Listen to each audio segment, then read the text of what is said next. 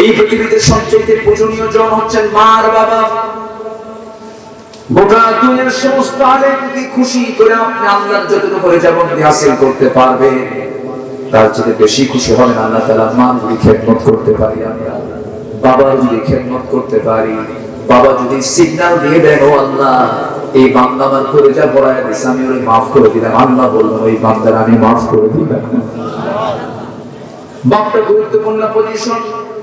Rather রাব্বি ওয়া রিদাল ওয়ালিদি ওয়াসাফতুহু ফি সাখতিল ওয়ালিদ। পিতা যদি খুশি হয়ে যান, আল্লাহ খুশি হয়ে যান। পিতা যদি নারাজ হয়ে যান, আল্লাহ নারাজ হয়ে যান। এই জন্য পিতার দফতরটা খুবই গুরুত্বপূর্ণ। পৃথিবীর সব দফতর অসন্তুষ্ট হয়েছে, কোনো সমস্যা নাই, কিন্তু পিতার দরবারে আপনি কি পিতার কাছ থেকে দোয়া পাচ্ছেন, এই দোয়াটা আর শাহজাহান পর্যন্ত পৌঁছে যাবে। আমরা বাপ মাকে দাম দেবো, জোরে বলি ইনশাআল্লাহ। অনেক কথার তো কোনো থাম থাকে না, বিভিন্ন লাইনে চলে যায়, মূল জায়গায় চলে আসি। ঈমান এনেছি, তার যত্ন করার দরকার আছে না নাই বলেন? বেলাল ঈমান এনেছেন, শুধু ওনার যত্ন করেছেন। যত্ন করতে গিয়ে তিনি আরাম পেয়েছেন না মার খেয়েছেন? কি আরাম পেয়েছেন না মার খেয়েছেন? আবার এই বেলাল যখন মক্কা বিজয় হয়, কি বিজয় হয়? বদর যুদ্ধ, বদর উহুদ খন্দক পাড়ি দিয়ে যখন মক্কা বিজয় হয়, রাসূল বললেন, বেলাল আজকে মক্কা বিজয় হয়ে গেছে। সুবহানাল্লাহ। কষ্ট যদি করি আমরা, আমাদেরকে ফলাফল আল্লাহ দিবেন না? আজকে বলবেন না দেবেন না? আমার বিশ্বাস টুডে এন্ড টুমরো বাংলার জমিন আল্লাহর দিন কায়েম হবে ইনশাআল্লাহ। ইনশাআল্লাহ। জোরে বলে ইনশাআল্লাহ।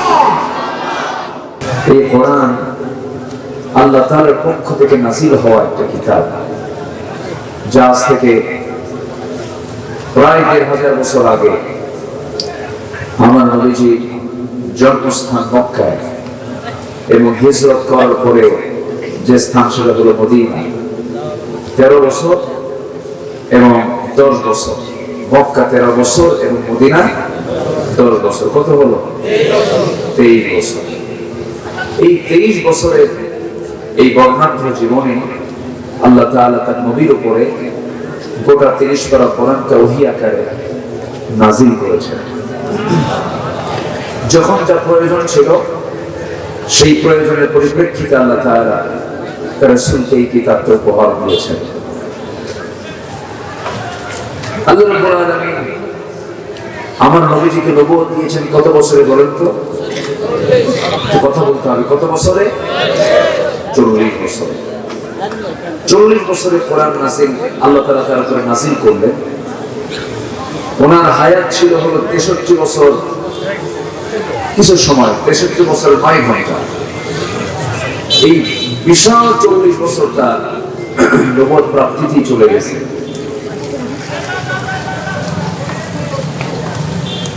জি, ৪০ বছর বয়স যখন তার পূর্ণ হলো, আল্লাহ তাআলা তাকে নবী হিসেবে সিলেকশন দিলেন। নবুয়ত কি ইলেকশনে হয় না সিলেকশনে? বলেন, নবুয়ত কি ইলেকশনে না সিলেকশন? সিলেকশন দিয়েছেন কে? আল্লাহ। আসতে বলবেন না কে? আল্লাহ রাব্বুল আলামিন রাসূলকে সিলেকশন দিয়েছেন এবং বলছেন, ইয়া আইয়ুহান নাবিয়্যু ইন্না আরসালনাকা শাহিদান ওয়া মুবাশশিরান ওয়া নাযীরান ওয়া দা'iয়ান ইলা আল্লাহি বিইذনিহি ওয়া সিরাজান মুনীরা।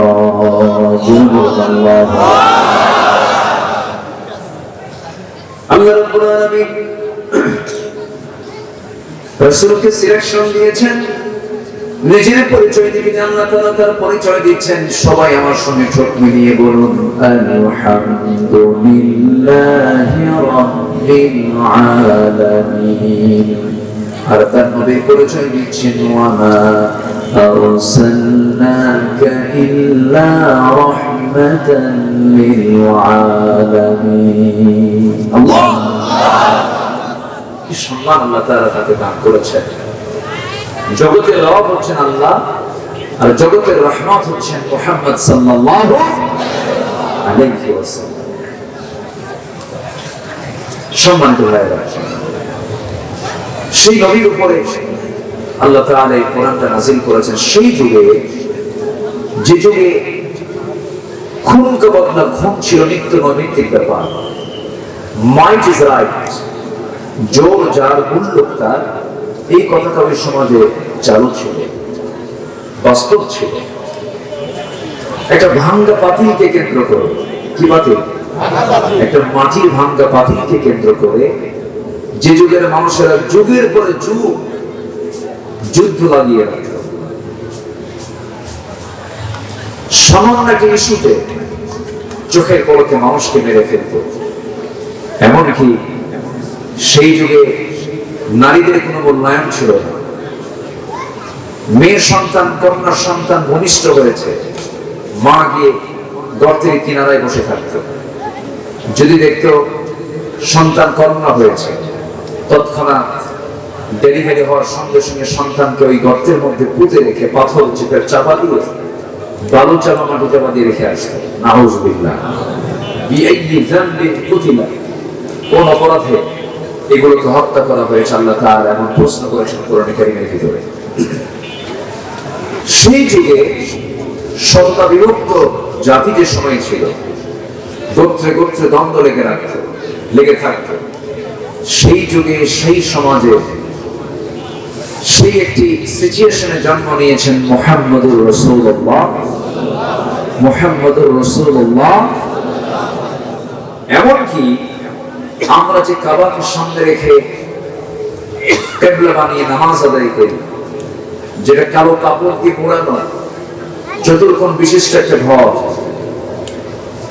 45 থেকে 50 ফিট লম্বা হবে, যার একটা দরজা আছে, সেখানে রুকনে ইয়ামিনী আছে, এরপরে হাজার আসওয়াদ আছে, মুলতাজাম আছে। এই কাবা শরীফের ভিতরে, এমনকি আল কাবাতুল মুশাররাফা, এই কাবার ভিতরেও পৌত্তলিকতা প্রীতির ফলাফল অনুযায়ী তারা তার মধ্যে পর্যন্ত 360টা মূর্তি ঢুকিয়ে ফেলেছিল। যেরকম নাউযুবিল্লাহ। হাজিরা ওমরাকারীরা যখন ওমরা করতে যান, হজ করতে যান, তখন ওই কাবাকে সামনে রেখে চতুর্দিকে তারা কি করে? তাওয়াফ করে। তারাও তাওয়াফ করত। ওই জাহিলি যুগে সেই কুরাইশরা, পৌত্তলিকরা, তারা তাওয়াফ করতে উলঙ্গ হয়ে, যেরকম নাউযুবিল্লাহ, কি হয়? উলঙ্গ হয়ে কাবার ভিতরে মূর্তি প্রতিমাগুলো রেখে তারা এই সমস্ত শিরকের কাজগুলো করত। সেই সময় আমার নবীজির বয়স যখন 5 থেকে 6 বছর, সবাই তাওয়াফ করতেছে। রাসূলকে বলা হলো, মুহাম্মদ লুঙ্গির গিটায় হাত দিয়ে বলা হলো খুলে ফেলে, মানে তাকেও খোলার জন্য বলা হচ্ছে। নবীজির গিটায় যখন, পাজামার গিটায় যখন হাতটা দিয়েছে, উনি সেন্সলেস হয়ে পড়েছেন। এত লাজুক ছিলেন মুহাম্মদুর রাসূলুল্লাহ, তাকে সতর্ক করতে পারেন না। তাহলে এখান থেকে বোঝা গেল আমার নবীজি কি একটি আদর্শ সভ্য সমাজে জন্ম নিয়েছিলেন?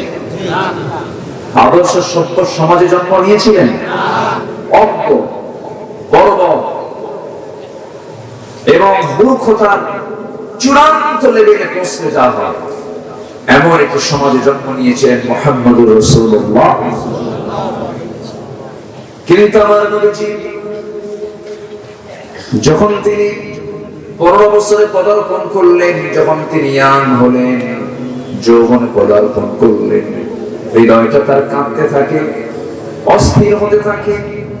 সমাজকে কেমন করে সুন্দর করে সাজানো যায় তার প্রমাণ স্বরূপ ইতিহাসে আমরা শুনেছি, দেখেছি।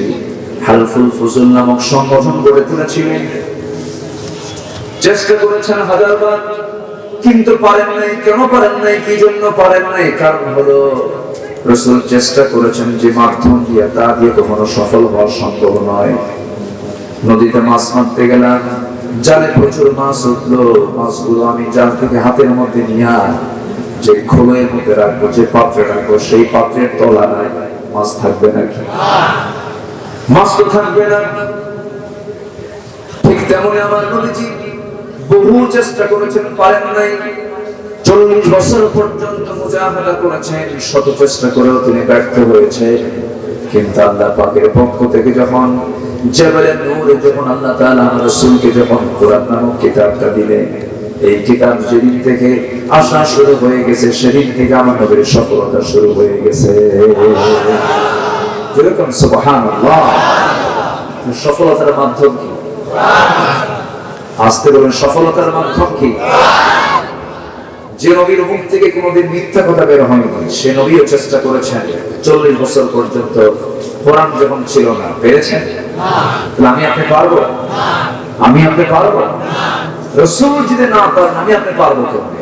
অতএব সমাজকে সফল করতে, সমাজ বিনির্মাণ করতে, সমাজকে গড়ে তোলার জন্য যারা কোরআন ছাড়া অন্য কোন তন্ত্র মন্ত্র দিয়ে যারা সাজাতে চান, সম্পূর্ণ ভণ্ডামি, প্রতারণা, জনগণকে ধোঁকা দেওয়ার শামিল। তাহলে আমরা কি মানে লাভবান হয়েছি না প্রতারিত হয়েছি? রাগ করতেছেন নাকি?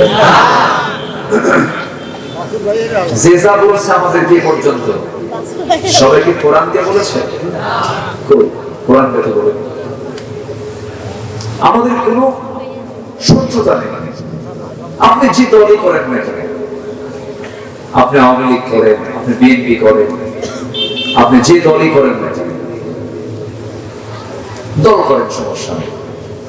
কিন্তু আপনি মুসলমান, আপনার মুখ থেকে আসতে হবে সমাজ বিনির্মাণে, রাষ্ট্র গঠনে, পরিবার গঠনে, প্রত্যেকটা জায়গায় সফল হওয়ার জন্য কোরআন দরকার। এই কথাটুকু বলবো, আমরা আপনার কাছে দিয়ে হাজির হয়ে যাব,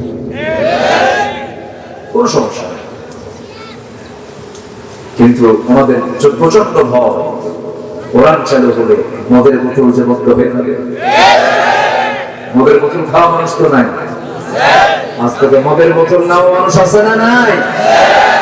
মদের বোতল নিয়ে কি আলেমরা পড়ে থাকে? জেলখানায় খারাপ বেশি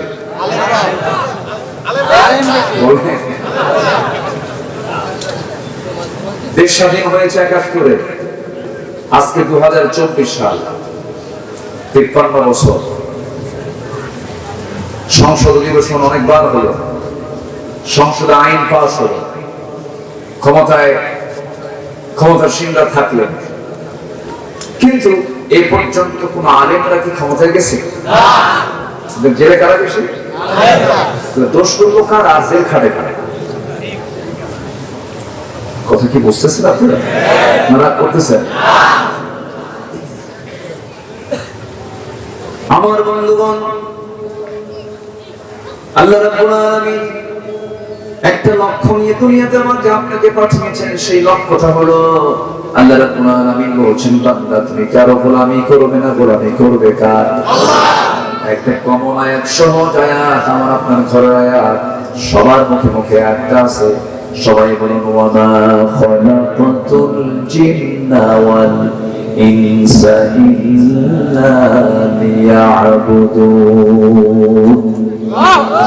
আমি জিন এবং ইনসানকে সৃষ্টি করেছি শুধুমাত্র আমার গোলামির জন্য। গোলামি করলে জান্নাত পাবা, গোলামি না করলে জাহান্নাম পাবা। আল্লাহ তাআলা দুটো জায়গা রেখে দিয়েছেন, এই দুইয়ের মাঝখানে থাকার কোনো সুযোগ নাই। হককে ধরবে অথবা বাতিলকে ধরবে, এই দুইয়ের মাঝে থাকার কোনো সুযোগ নাই। দুইয়ের মাঝে থাকতে চায় এমন কিছু লোক আছে না নাই বলেন? আল্লাহ বলছেন, এই দুইয়ের মাঝেও যারা থাকবা তাদের জন্য আমি আল্লাহ জাহান্নামের তলদেশ রেখে দিয়েছি। জাহান্নামের তলদেশ ওই বান্দাকে আমি ঢুকায় ফেলবো। কাদেরকে?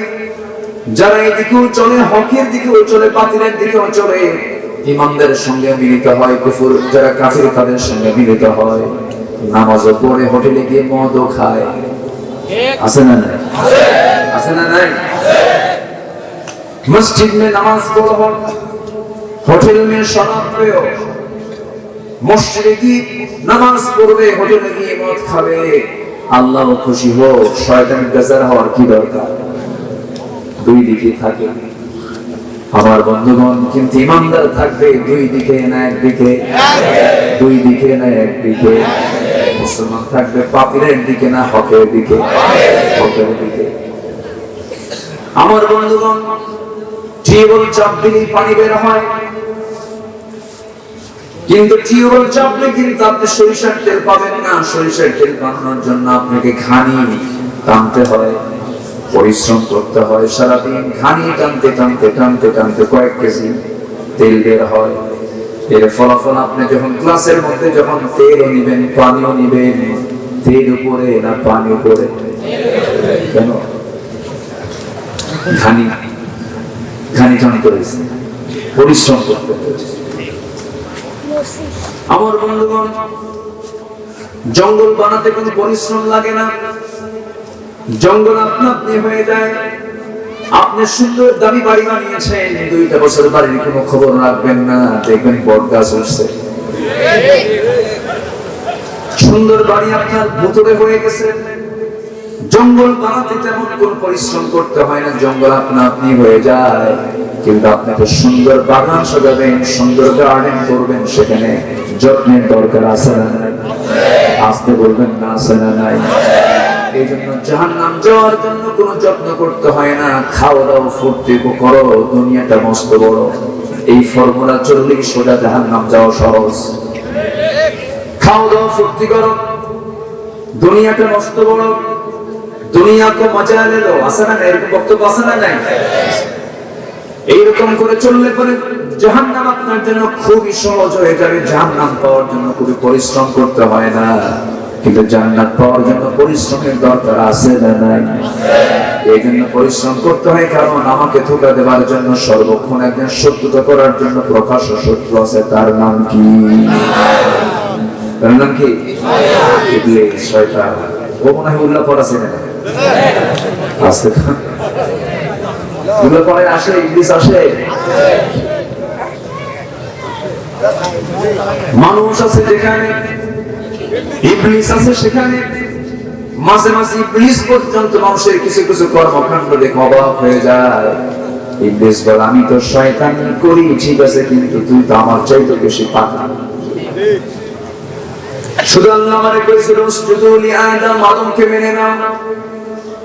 শুধু আমি আল্লাহ কি ফতোয়া দিয়েছিলাম, খালাকতানি মিন নার ওয়া খালাকতাহু মিন তিন।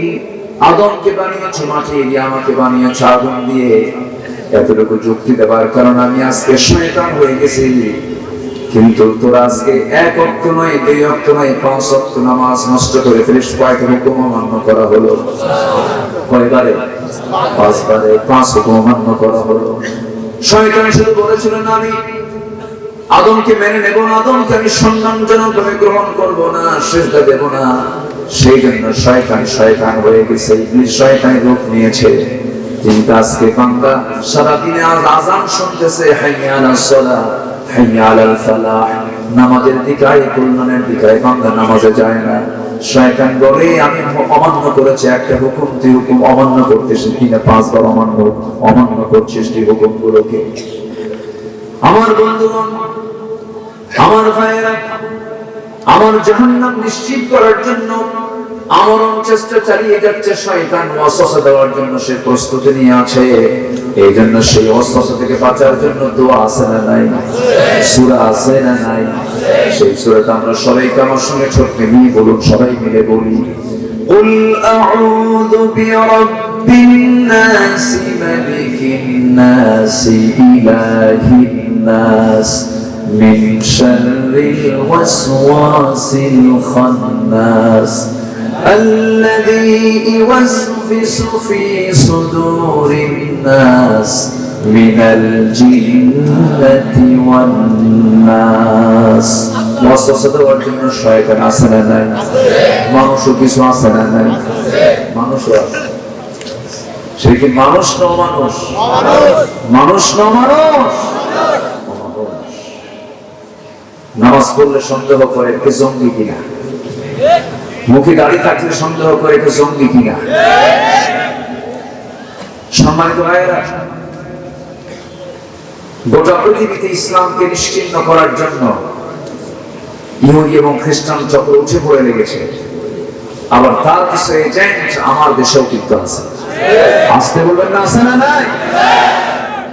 প্রয়োজনে শুক্রবার স্কুল খোলা হবে। কি বলেন এগুলো? এগুলো বলা যাবে না। জুমার দিন সব দিনের শ্রেষ্ঠ দিন, ঠিক কিনা? আমরা জানি এই দেশে ছুটির দিন কিবার থাকে? জুমা। বলেন কিবার? জুমাবার। কিবার বলবো? জুমাবার। শুক্র 1000 বার বললে আপনি সওয়াব পাবেন, কিন্তু জুমা যদি বলেন, এটা কোরআন কারীমের একটা সূরার নাম জুমা। জুমাবার। বলেন তো কিবার? জুমাবার। আমরা খোদা বলবো না আল্লাহ বলবো? জোরে, আরো জোরে। খোদা আপনি 1,00,000 বার বলবেন, যতটুকু না সওয়াব পাবেন। একবার আল্লাহ বলবেন, তার চেয়ে বেশি সওয়াব পাবেন। জোরে বলি আল্লাহ। তাহলে শুক্রবারে জুমার দিন আমাদের একটা ছুটির দিন। কেন? বেশি বিশেষ স্পেশাল ডে এটা। এই দিনে বান্দা ইবাদতের জন্য নিজেকে প্রস্তুত রাখবে। কিন্তু শুক্রবারের বিকেলের দিনে, জুমার দিনের বিকেলের সময় আড্ডা আমার দেশে কম হয় না, বেশি হয়? পার্কগুলোতে, রিসর্টে। রাসূলুল্লাহর হাদিস, আমার রাসূল বলেছেন শুক্রবারে এমন একটা সময় আছে যে সময় বান্দা যা চায় তাই কবুল হয়। সেটা হলো আসর থেকে মাগরিবের মাঝামাঝি।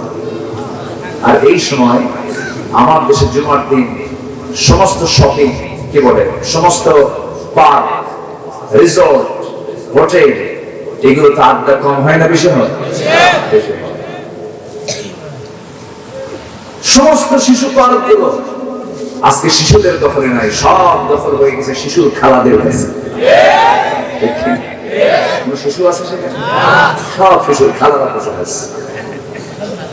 এই সমস্ত আকাঙ্ক্ষিকগুলো বন্ধ করার জন্য 1000 বছর ধরে ওয়াজ মাহফিল করে বন্ধ হবে না এগুলো। শুক্রবারের জুমার দিনে এই পবিত্র মুহূর্ত, দোয়া কবুলের মুহূর্ত, এই সমস্ত রিসর্ট গুলোতে যে আকাঙ্ক্ষিকগুলো হয়, যে নোংরামিগুলো হয় প্রগতির নামে, আধুনিকতার নামে, এগুলো বন্ধ করতে গেলে ওয়াজ দিয়ে বন্ধ হবে না। এগুলো বন্ধ করার জন্য 1.5 হাত শক্তি দরকার মুসলমান। তা'মুরুনা বিল মা'রুফ ওয়া তানহাউনা আনিল মুনকার। তুমি ঈমানদার, তোমার দায়িত্ব হলো সৎ কাজের আদেশ দিবা, অসৎ কাজের বাধা দিবা। প্রথমে প্রতিবাদ করবে তোমার হাত দিয়ে। আচ্ছা, ফালিয়াগাইয়িরহু বিয়াদিহি। হাত দিয়ে মোকাবেলা করো, মিটায় দাও। শক্তি নাই, ফাইলাম ইয়াস্তাতিয়া, সামর্থ্য নাই, কথা দিয়ে প্রতিবাদ করো। ফাবিলিসানি ফাইলাম ইয়াস্তাতিয়া ফাবিকলবি। তোমার কথা বলার শক্তি নাই, অন্তর দিয়ে ঘৃণা করো। মাথায় রেখে দিয়ে অন্তর দিয়ে ঘৃণার এই স্তরটা হলো সবচেয়ে দুর্বল। ঈমান, যে ঈমানটা কুফরের দিকেও যেতে পারে, ব্যাখ্যায় আসছে সেই ঈমানটা কোথায় যেতে পারে?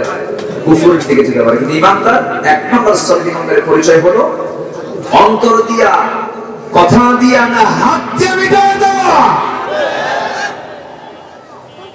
কতদিন আর অন্তর দিয়ে ঘৃণা করবো? মায়ের খাওয়া সুন্নাত, মায়ের দেওয়া সুন্নাত।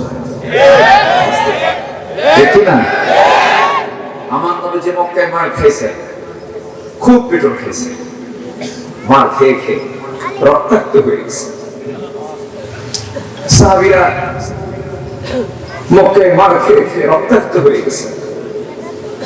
পাগলের মতো বেলালকে ধরে এনে, আমি গত রমজানের আগের রমজান আমি ওমরায় গিয়েছি, আমার আলমুর ভাই এবার গেছেন। আমি, আমার এক ফ্রেন্ড ছিল, উনি মারা গেছেন, আমার বয়স কম। আমার আলিমুল ভাইয়ের ওয়াইফ মাত্র 29 বছর বয়স, 2.5 মাসের বাচ্চা রেখে বিদায় নিয়েছেন। এখন যার তার মরণ যখন তখন, এখন আর বয়স মনে না। আগে একটা স্বাভাবিক ভাব ছিল, এখন দেখা যাচ্ছে মানে অল্প সময়ে সাধারণত বার্ধক্যের কারণে এটা হয়, ঠিক আছে, কিন্তু অল্প বয়সের মৃত্যুর হার আগের চাইতে, বিগত সময়ের চাইতে এখন কম না বেশি? বেশি। তার ওই বন্ধুটা ইন্তেকাল করেছে, তুমি আমাকে ডাক দিয়ে বললেন আজকে আপনাকে একটা খুব দামি একটা জায়গায় নিয়ে যাবো, চলে ইতিহাস আছে, একটা হিস্টোরি আছে। আমাকে গাড়িতে উঠালে, তবে আমরা যখন চলি তখন আমরা ডানে চলি। কোথায় চলি? ডানে। আর আমরা আমাদের কোথায় চলি? বামে চলি। তাহলে আরবে কোথায় চলে মানুষ? রাস্তায় চললে কোথায় চলে? ডানে। ডানে চলেছেন মুহাম্মদ সাল্লাল্লাহু, আর আমরা চলি কোথায়? বামে। আচ্ছা, যদি কোনো পীর মনে করে যে আজকে আমি ডানে যাব না, বামে যাব না, ডানে যাব, হবে কা? পীরগিরি ছুটায় দেবে, পীরগিরি কি করবে? ছুটায় দেবে। কারণ আইন তো আছে, ট্রাফিক সিস্টেম তো আছে। আপনি ডান দিকে যদি যাবেন, তাহলে আমার দেশে আইন মানলে, আমার দেশে আইন মানতে গেলে সম্মান না জরিমানা? সম্মান না জরিমানা? রাসূল বলেছেন ডানে চলো, আর আমি যদি আমার দেশে ডানে চলতে চাই তোমাকে আমি সম্মান পাবো না, জরিমানা দিতে হবে। হ্যাঁ, এমন আইন আমার দেশে আছে, জরিমানা দিতে হবে। তাই ডান দিকে চলছিলাম, চলতে চলতে হঠাৎ করে একটা গাড়িটা উনি ব্রেক করলেন, উনি ড্রাইভ করতেছেন। ড্রাইভ করে বলতেছেন, দোস্ত এই যে একটা ফাঁকা জায়গা দেখতেছেন, চতুর্দিকে বড় বড় বিল্ডিং গুলো, হাই রাইজ বিল্ডিং গুলো হয়ে গেছে, মাঝখানে যে ফাঁকা জায়গাটা কাপ্তা কোরাই, সেই জায়গার নাম আমরা হিস্টোরিতে আমরা শুনেছি। উনি বলতেছেন এই জায়গাতে প্রত্যেকটা দিন উমাইয়া মনিব তার গোলাম বেলালকে নিয়ে সেই জায়গায় ধরে ধরে মারত, বেলালকে ধরে নিয়ে মারত। উমাইয়া বলল, বেলাল শুনতে পেলাম তুমি নাকি ইসলাম কবুল করেছো, কতটুকু সত্য বলো। সাইয়েদনা বেলাল সঙ্গে সঙ্গে বলছেন, আমার মনিব আপনি শুনতেন কেন? আপনি দেখেন, আশহাদু আল্লা ইলাহা ইল্লাল্লাহু ওয়াহদাহু লা শারীকা লাহু ওয়া আশহাদু আন্না মুহাম্মাদান আবদুহু ওয়া রাসূলুহু। এই কথা বলা মাত্রই উমাইয়া বলে ফেললো, বেলাল তুই কি জানিস এই কথা বলার ফলাফল তোর মৃত্যু হতে পারে? সাইয়েদনা বেলাল বলছেন, হাসতে হাসতে মরে যাব, হাসতে হাসতে দুনিয়া থেকে বিদায় নেব, কিন্তু এই কথার বাইরে আমি বেলাল এক চুল পরিমাণ নড়ব না। এটার নাম ঈমান। এটার নাম কি? আর আমার দেশের দুইটা পিছন খাইলি ঈমান গেছে, আছে না নাই? কিছু টাকা একটু মেরে দিলি গেছে, আছে না নাই? আচ্ছা, সামান্য কিছু স্বার্থের কারণে ঈমান বেঁচে ফেলে। সামান্য 10 টাকার একটা সিগারেট পেলে পরে মিথ্যা সাক্ষী দিয়ে দেয়, এমন ঈমানদার আমার দেশে আছে না নাই? বলেন, আসতে বলবেন না, আছে না নাই? ঈমানদার কখনো মিথ্যা সাক্ষী দিতে পারে না, ঈমানদার কখনো মিথ্যার পক্ষে কথা বলতে পারে না, বেনামাজি নেতৃত্ব থেকে মানতে পারে না। আমার বন্ধুগণ, আমার দেশে কোনো কিছুর সংকট ছিল না, আমার দেশের সম্পদ পর্যাপ্ত আছে, কোনো সম্পদের কোনো ঘাটতি নাই। আমি গত সেপ্টেম্বরে কাতারে গিয়েছিলাম, কাতারে দেখলাম ধুধু এলাকা, কোথাও কোনো গাছ নাই, সামান্য একটা গাছ বাঁচিয়ে রাখার জন্য লক্ষ লক্ষ টাকা তাদের কাছে পিছনে খরচ করতে হয়, কৃত্রিমভাবে সেই গাছগুলোকে বাঁচিয়ে রাখতে হয়। একটা গাছের পিছনে লক্ষ লক্ষ কোটি কোটি টাকা তারা একটা বাগান সাজানোর জন্য খরচ করে। কিন্তু আমার দেশের মাটিতে পা দিলেই যেখানেই যাব, সবুজে সবুজে সম্পূর্ণ শ্যামলা শস্য, শ্যামলা সোনার বাংলা। এমনি গাছ গাছালি গড়ে ওঠে, এমনি গাছ গাছালি হয়ে ওঠে। একটু ন্যাচারাল দৃষ্টিতে আমরা যদি একটু গভীর দৃষ্টিতে বাংলার জমিনের দিকে তাকাই, আমার মনে হয় নববধূর মতো সাজিয়ে আছে বান্দরবন। আল্লাহু আকবার বলেন। সুন্দর সাজানো গোছানো আমার দেশ, সব ছিল আমার শেষে। তেলের খনি, কয়লার খনি, গ্যাসের খনি, সোনার খনি, সব ছিল। কিন্তু একটা খনি সবচেয়ে বেশি আকার ধারণ করেছে, সেটা হলো শরীরের খনি। আমার দেশে শরীরের খনি আছে না নেই? এই জন্য জাত হন সব তোলা নাই, খালি দেশ থেকে পাচার হয়। দেশ থেকে কি হয়? যারা দেশ থেকে পাচার করে, যারা দেশ থেকে সম্পদ পাচার করে, যারা বলে আমরা দেশপ্রেমিক,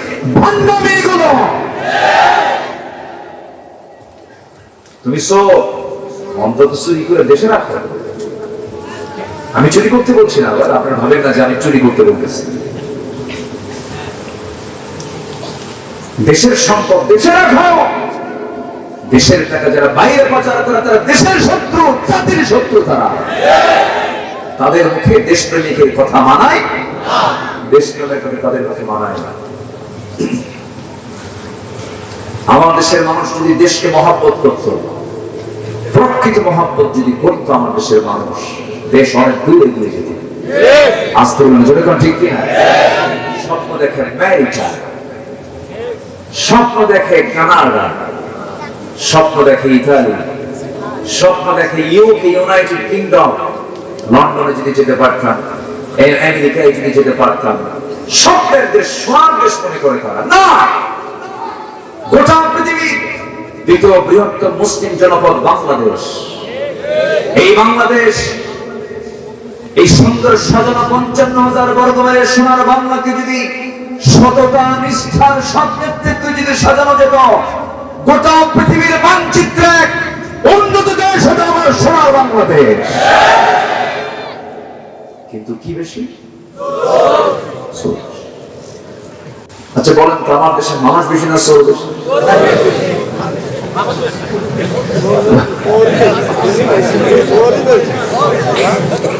মসজিদে গিয়েও শান্তি নেয়। আমি 2009 সালে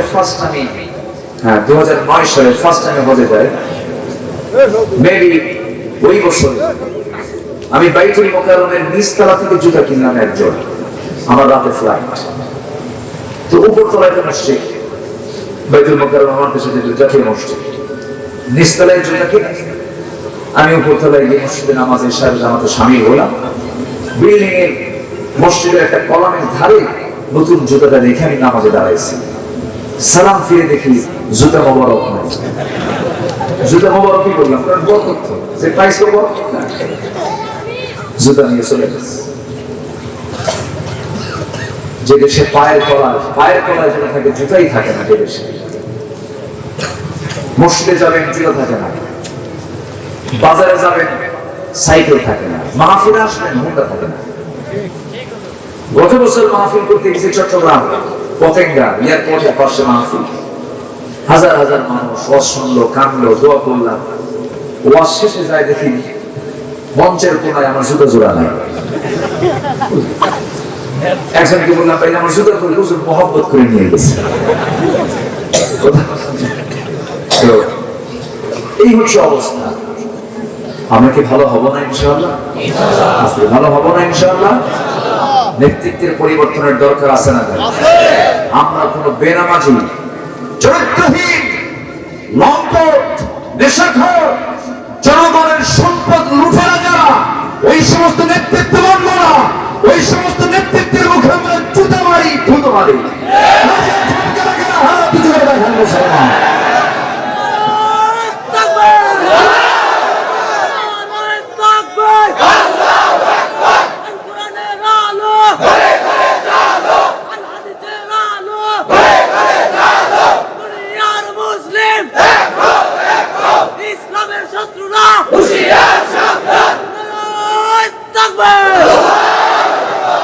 আল্লাহ কবুল করুন, জোরে বলে আমিন। আরো জোরে আমিন। আমাদের দেশে কোনো কিছুর সংকট নেই, শুধুমাত্র যদি আমরা ইমামকে নির্বাচন করতে নিয়ে যে পদ্ধতি অবলম্বন করি, শুধু সমাজের নেতা নির্বাচন করতে গিয়ে যদি ওই পদ্ধতি অবলম্বন করি, সমাজের সব নেতৃত্ব সোজা হয়ে যাবে। মসজিদের ইমাম নির্বাচন করতে গেলে হুজুর কত কি দেখে, হুজুরের নজর ঠিক আছে কিনা দেখে, হুজুরের চরিত্র দেখে, হুজুর বিড়ি খাই কিনা। আমি না হয় গাঁজা খাই, হুজুর কিন্তু বিড়ি খাওয়া যাবে, ও গাঁজা খাবে, সমস্যা নেই। একটা ইমামকে নির্বাচন করতে গিয়ে আমরা যেমন করে তার মাথা থেকে পা পর্যন্ত তার তাকওয়া দেখি, তার চালচলন দেখে আমরা তাকে ইমামতি মুসাল্লায় আমরা দাঁড় করায় দিই। ইমামের নেতৃত্ব দিতে গিয়ে যেমন আমরা এত কিছু পরখ করে দেখি, সমাজের যারা নেতৃত্ব দেয় তাদেরকে দেখার সময় হয়েছে এখন। আমরা নেতা ঠিক করব, দেশ ঠিক হয়ে যাবে। আমার দেশে এই মুহূর্তে এখন নেতা বেশি না কর্মী বেশি? কোন কর্মী নেই, সব কি কষ্ট হচ্ছেন নাকি আপনারা? মসজিদে নেতা বেশি না কর্মী বেশি? মসজিদে মুসল্লি বেশি না ইমাম বেশি? ইমাম বাদে সব কি? নেতা কয়জন মসজিদে? নেতা কয়জন? লক্ষ লক্ষ লোক যদি জমা হয়ে যায় মসজিদ ইমাম হবে কয়জন? এখন কেউ মানে? সমাজে কেউ মানে? নেতা একজন মানে? নেতা একজন দাঁড়ায় গেছে, আরেকজন দাঁড়ায় গেছে, দুটা গ্রুপ, একই দল দুই গ্রুপ, কুত্তার গ্রুপ শিয়াল গ্রুপ। শিয়াল নে মানামানি, কিলে ঘুষাঘুষি আছে না? গোলাগুলি, হাত কেটে নেয়, পা কেটে নেয়, গ্রুপিং। কেন? এটার মূল কারণ হলো নামাজ থেকে শিক্ষা নেই ওরা, ঠিক কিনা? ওদের মধ্যে যদি নামাজ থাকতো তাহলে এই গ্রুপিং থাকতো না। নামাজ থেকে যদি নেতৃত্ব নিত তাহলে সমাজের মধ্যে বিশৃঙ্খলা হতো না। কষ্ট পাচ্ছেন নাকি? আলোচনা চালাবো? মাহফিল এটা প্রথম না? আলিনাদ ভাই আলহামদুলিল্লাহ, এটা প্রথম। এই মাহফিল প্রত্যেক বছর হবে ইনশাআল্লাহ। কারিমুল ভাই বলছেন আপনি প্রত্যেক বছর আসবেন, আমি আসবো? আসবো? আচ্ছা, দেখা যাক ইনশাআল্লাহ।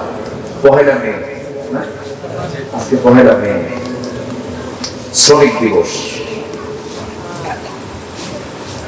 শ্রমিকদের লিডার ছিলেন মুহাম্মদ সাল্লাল্লাহু আলাইহি ওয়াসাল্লাম। শ্রমিক হয়ে নেতা হতে হবে, শ্রমিক লিডার, শ্রমিক আগে হতে হবে। আপনি গার্মেন্টসের মালিক হয়ে আপনি শ্রমিক নেতা হবেন, ঠিক কিনা? গার্মেন্টসের মালিক কি শ্রমিক হয়? শ্রমিকদের লিডার ছিলেন মুহাম্মদ সাল্লাল্লাহু আলাইহি ওয়াসাল্লাম। পৃথিবীর কোন শ্রমিক নেতা এমন বক্তব্য দিতে পারেনি যা রাসূল বলেছেন। আমার রাসূল বলেছেন, শ্রমিকের ঘাম শুকানোর আগে তার পাওনা তাকে বুঝিয়ে দেয়। এমন দামি কথা পৃথিবী কেউ বলতে পেরেছে? পরিবেশ নিয়ে রাসূল বলেছেন, আবহাওয়া পরিবেশ নিয়ে বলেছেন, যদি যেন কাল কিয়ামত আজকেও গাছ লাগাও। এমন দামি কথা পৃথিবীর কেউ কি বলতে পেরেছে? আমরা বলি নেলসন ম্যান্ডেলা হলো বর্ণবাদী বৈষম্য দূরকরণের নেতা, ভুল কথা। আমার রাসূল ছিলেন মদিনার ইমাম, মুয়াজ্জিন ছিলেন কে? কে ছিলেন? বেলাল কি ধলা না কালো? রাসূল কি ধলা বলা যাবে না, ফর্সা বলা যাবে না, এমন সুন্দর, যার চাইতে সুন্দর মানুষ পৃথিবীতে আর নাই। দেখুন সুবহানাল্লাহ, এত মহা সুন্দরের পাশে একজন নিগ্রো আফ্রিকান কালো হাবশি বেলালকে রাসূল মনোনয়ন দিলেন, তাকে মুয়াজ্জিন বানালেন। বর্ণবাদী বৈষম্যের নেতা কেউ না, মুহাম্মদ সাল্লাল্লাহু আলাইহি ওয়াসাল্লাম। আমার নবীজি যখন শুনতে পেলেন বেলালকে ধরে নিয়ে গেছে, মনে আছে আপনাদের? ধরে নিয়ে গেছে, ওই জায়গাটা আমাকে সেই বন্ধু দেখায় দিলেন। সেই জায়গায় প্রত্যেক দিন ধরে নিয়ে আসতে বলা হতো, বেলাল ইসলাম ছেড়ে দাও। যে রশি দিয়া ওঠের গলায় বাঁধা হতো, যে রশি, সেই রশি বেলালের গলায় বেঁধে টেনে টেনে হেঁচড়ে নিয়ে আসা হতো। সেই তপ্ত বালুতে শুয়ে রেখে, চিৎ করে শুয়ে রেখে বুকে পাথর রাখা হতো। প্রচন্ড খরতাপে বালু, উপরে সূর্যের তাপ, পিঠ সেই রেখা, বুকের উপরে পাথর চাপা দিয়ে রাখতো। সাইয়েদনা বেলাল এই অত্যাচার গুলো সহ্য করতেন অকপটে। কোন আওয়াজ তার মুখ থেকে বের হতো না, তার মুখ থেকে আওয়াজ শুধু বের হতো, লা ইলাহা ইল্লাল্লাহ, লা ইলাহা ইল্লাল্লাহ, আরো জোরে, লা ইলাহা ইল্লাল্লাহ, সুবহানাল্লাহ ওয়ালহামদুলিল্লাহ, লা ইলাহা লা ইলাহা ইল্লাল্লাহ মুহাম্মাদুর রাসূলুল্লাহ সাল্লাল্লাহু আলাইহি ওয়াসাল্লাম। সাইয়েদনা বেলালের যখন এই অনার সিদ্ধান্ত যখন মনি উমাইয়া দেখতে পেল, উমাইয়া বলে ফেলল, বেলাল আজকে তোকে দুনিয়া থেকে বিদায় করে দেব। রাগ করে যখন বেলালের মুখ থেকে বারবার আল্লাহর নামের জিকির বের হচ্ছিল, কিতাবের মধ্যে আসছে, বাম হাতটা তার মুখের মধ্যে ঢুকায় দিয়া টান মেরে জিহ্বা বের করে জিহ্বার ভিতরে বাবলা গাছের কাঁটা জোর করে ঢুকায় দিয়েছে।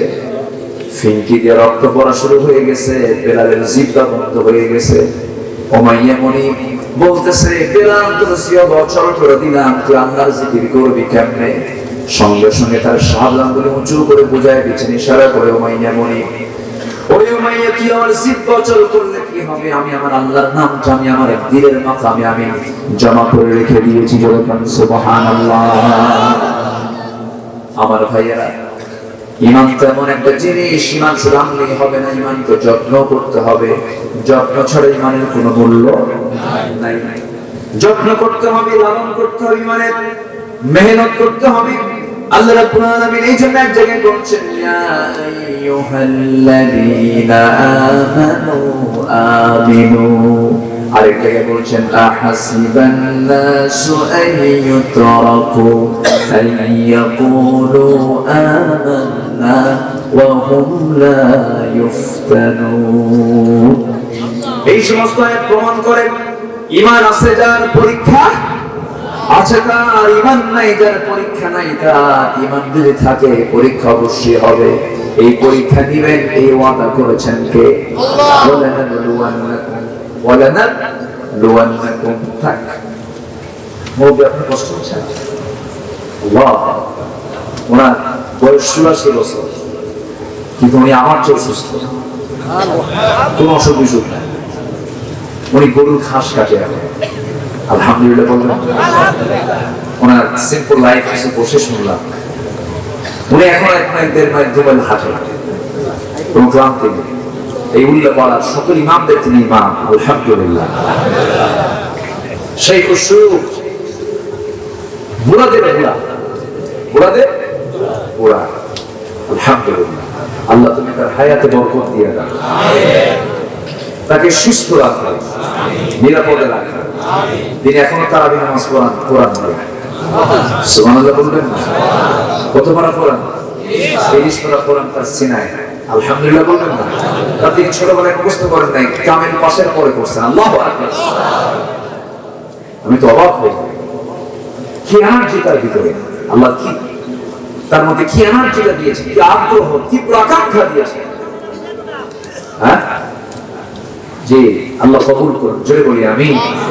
৮৪ বছর বয়সে ওই বৃদ্ধ বসে বসে আলোচনাগুলো শুনতেছে। ধৈর্যে বয়স হয়ে গেলে কি ধৈর্য থাকে? থাকে না তো, এনার্জি থাকে না, কষ্ট হয়। শোনেন, ১০০০ কোটি টাকার মালিক খাইতে পারে না। ১০০০ টাকার মালিক, আপনি কি দুধ খেতে পারেন? আর আমি ডাক্তারের কাছে গেলে দুধ খাবেন না। যার পেটে দুধ সর, তার পেটে লোহাও সর। যে পেটে দুধ এবং কাঁঠাল খেতে পারে, ওই পেট হচ্ছে ভিআইপি পেট।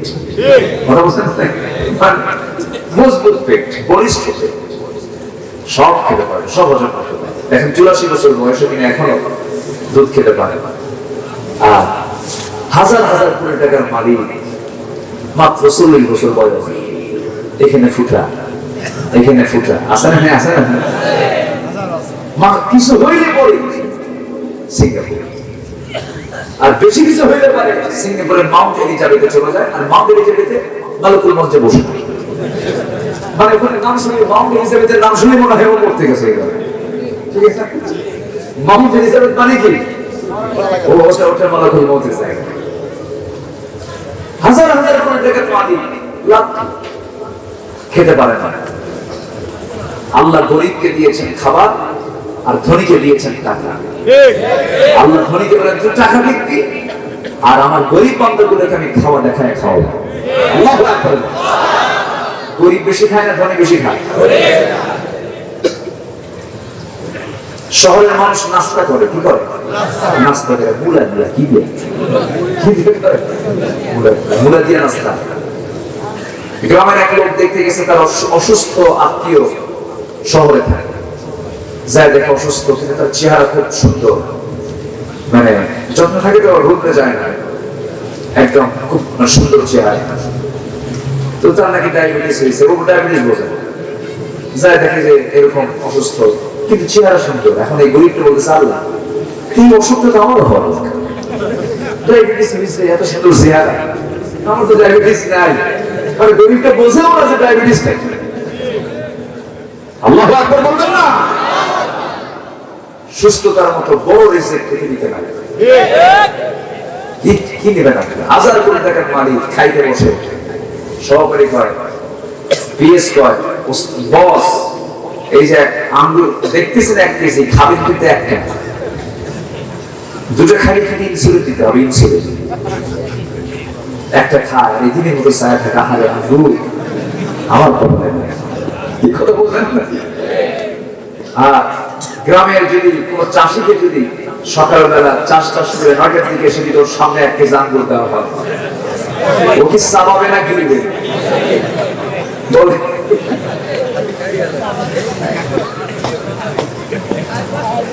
রাতে বাসি ভাত রান্না করে রাখছে, কাঁচা মরিচ আর কাঁচা পেঁয়াজ, আর যদি পেঁয়াজের ফুল যদি হয় তো কথাই নেই। কাজ টাজ কইলে ঘাম টাম ঝইলা ঝেড়ে এসে যখন বসে, কি প্লেট নিয়ে বসে, ফাঁকিবাজি প্লেট নিয়ে বসে। শহরের প্লেট গুলো দেখেন না এরকম ফ্ল্যাট, ডাল খাওয়ার কায়দাই নেই। ডিশে নিয়ে বসতে হয়, গামলা নিয়ে বসতে হয়। গ্রামের মানুষের ওই সমস্ত প্লেট দিয়ে বসায় না, একদম বসলো 1 কেজি চালের পান্তা খাওয়ার পর বলা হয় খাইছে কেমন, 1 কেজি বলে ভালো। আমি কি ভুল বলতেছি? 1 ঢেকুস পরে সব হজম। কিন্তু ওই ধনীর বাড়িতে খাবার অ্যাভেলেবেল পড়ে আছে, খেতে পারে না। ফলমূলের প্লেট, ফলমূল সব ভরে আছে, কেউ খেতে পারে না। একটা খেলেই ডাক্তার বলে ইনসুলিন নিতে হবে। আল্লাহ রাব্বুল আলামিন সব ভাগ করে দিয়েছেন। গরিবকে দিয়েছেন খাবার বেশি করে, ধনীকে দিয়েছেন টাকা বেশি করে। গরিবকে দিয়েছেন বাচ্চা কাচ্চা কম না বেশি? বছরের এই মাথায় একটা হয়, ও মাথায় একটা হয়, সিজার লাগে না? সিজার লাগে? আমার মায়েদের গ্রামীণ জীবনের মা যারা মা হন, কখন বাচ্চা হয়? হাঁটতে হাঁটতে 5 তলায় হয়ে গেছে। কোন তলা হয়েছে? কিন্তু এই ধনী পরিবারের সদস্য হাঁটে না, নড়াচড়া করে না, চলাফেরা করে না। ডাক্তার বলছে সিট হয়ে আছে বাচ্চা,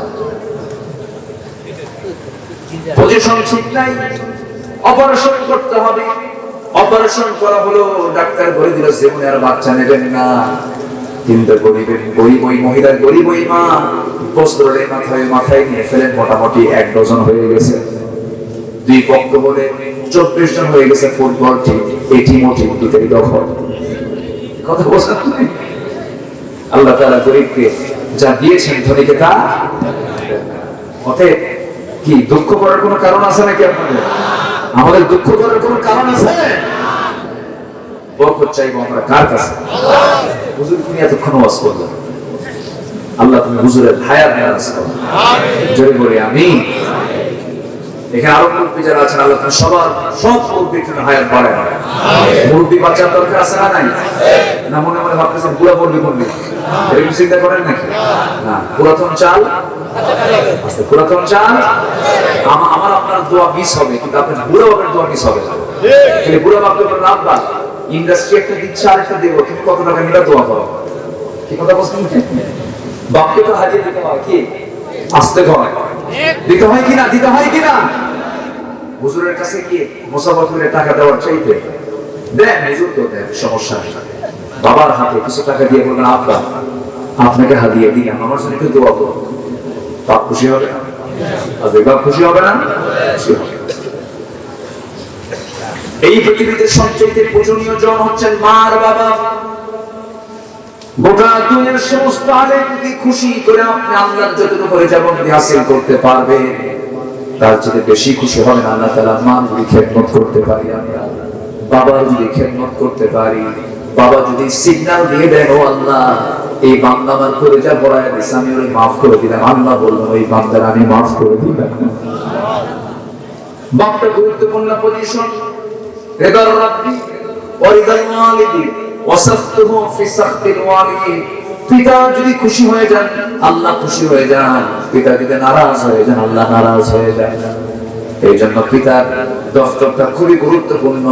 পৃথিবীর সব দফতর অসন্তুষ্ট হয়েছে, কোনো সমস্যা নাই, কিন্তু পিতার দরবারে আপনি কি পিতার কাছ থেকে দোয়া পাচ্ছেন, এই দোয়াটা আর শাহজিন পর্যন্ত পৌঁছে যাবে। আমরা বাপ মাকে দাম দেবো, জোরে বলি ইনশাআল্লাহ। অনেক কথার তো কোনো থাম থাকে না, বিভিন্ন লাইনে চলে যায়, মূল জায়গায় চলে আসি। ঈমান এনেছি, তার যত্ন করার দরকার আছে না নাই বলেন? বেলাল ঈমান এনেছেন, শুধু ওনার যত্ন করেছেন।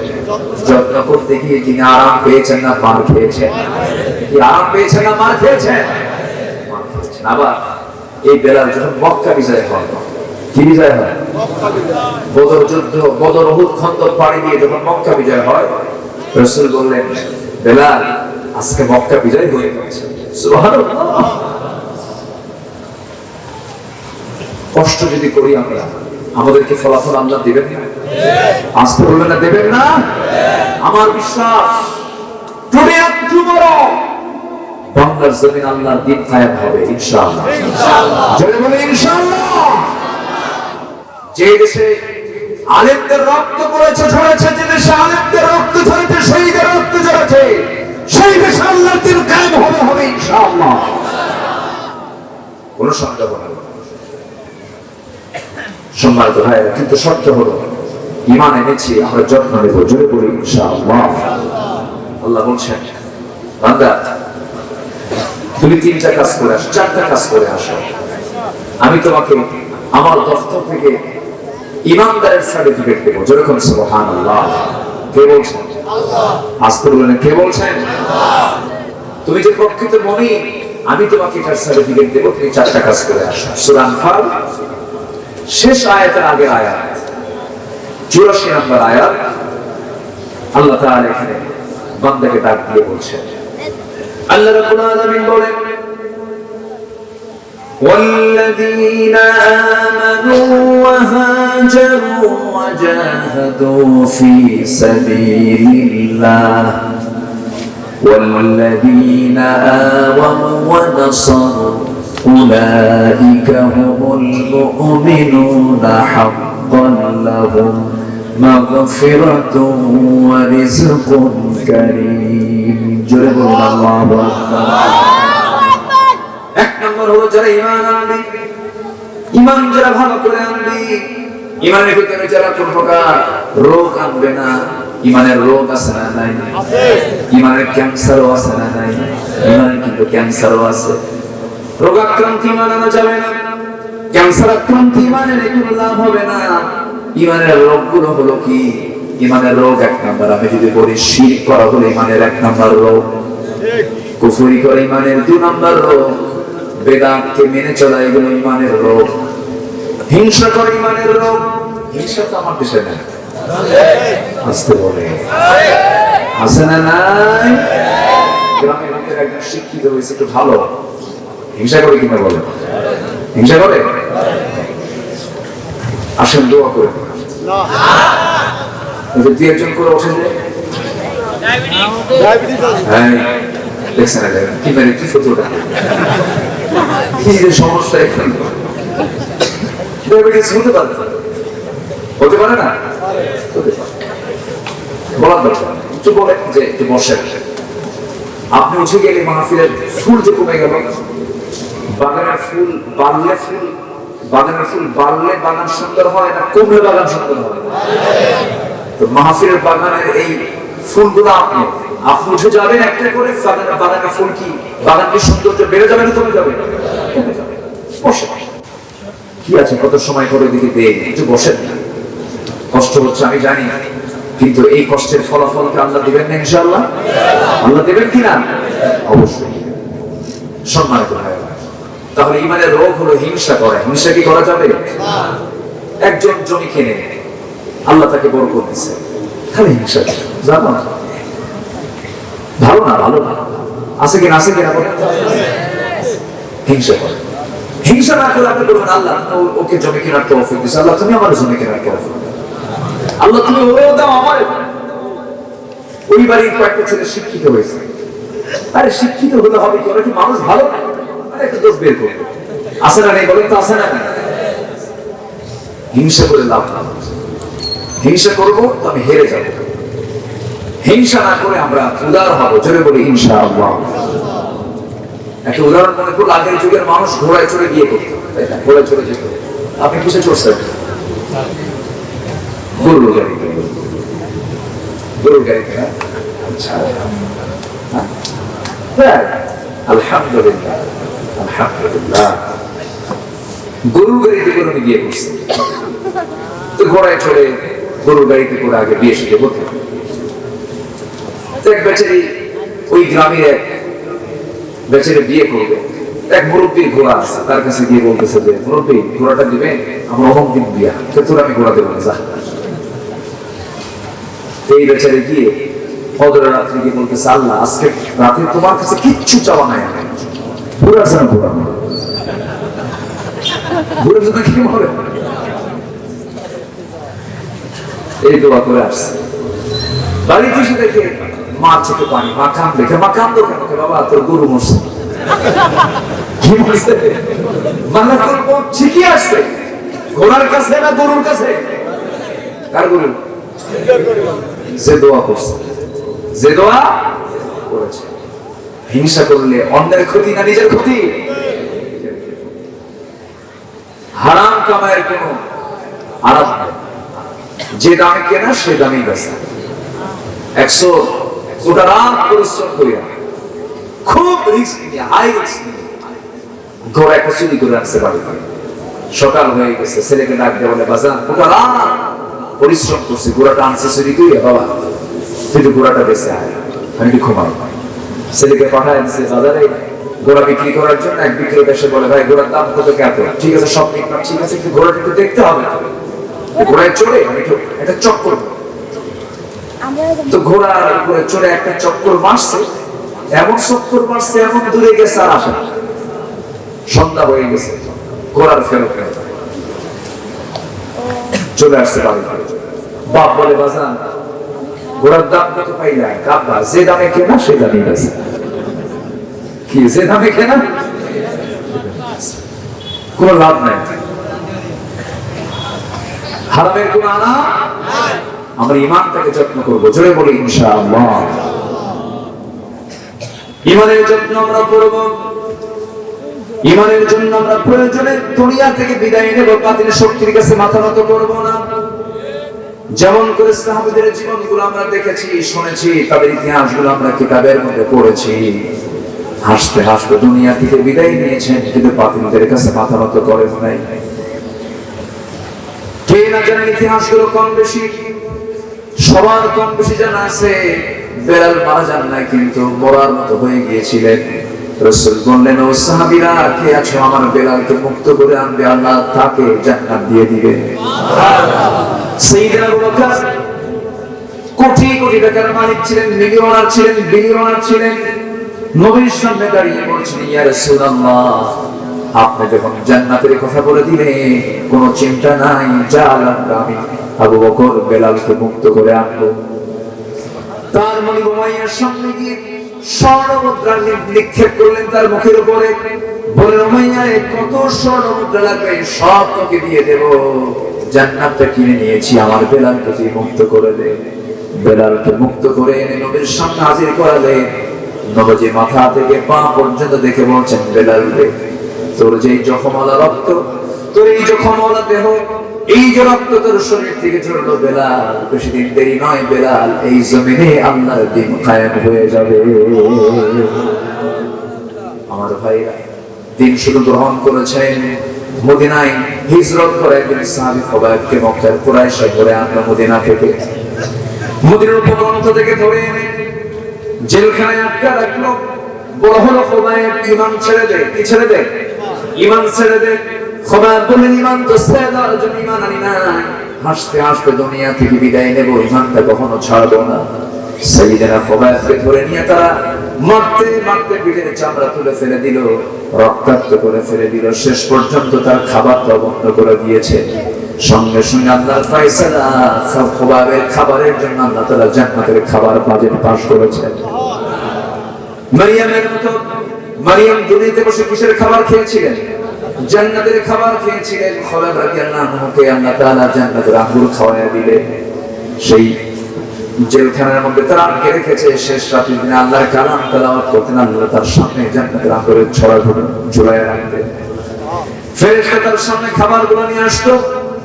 3 মাস 4 মাস যখন গত হয়ে গেল, খাবার ছাড়া একটা মানুষ তো বাঁচতে পারে না, বরঞ্চ খোবাবের চেহারারও সুন্দর চেহারায় রূপ নিল। সবাই বলল, বুঝতে পেরেছে আমরা খোবাবকে যদি বেঁচে রাখি, ইমান গ্রহণের পরিমাণটা আরো বেড়ে যাবে, তাকে আমরা দুনিয়া থেকে বিদায় করে দেব। শেষ পর্যন্ত বলা হলো, খোবাব ইমান যদি না ছাড়ো, আমরা তোমাকে দুনিয়া থেকে ফাঁসি কাস্টে ঝুলিয়ে তোমাকে দুনিয়া থেকে শুলে জয় মেরে ফেলবো। খোবাব বললেন, তোমরা আমাকে কি করবে জানি না, তবে আমি খোবাব নাকের মধ্যে জান্নাতের ঘ্রাণ পাওয়া শুরু করে দিয়েছি।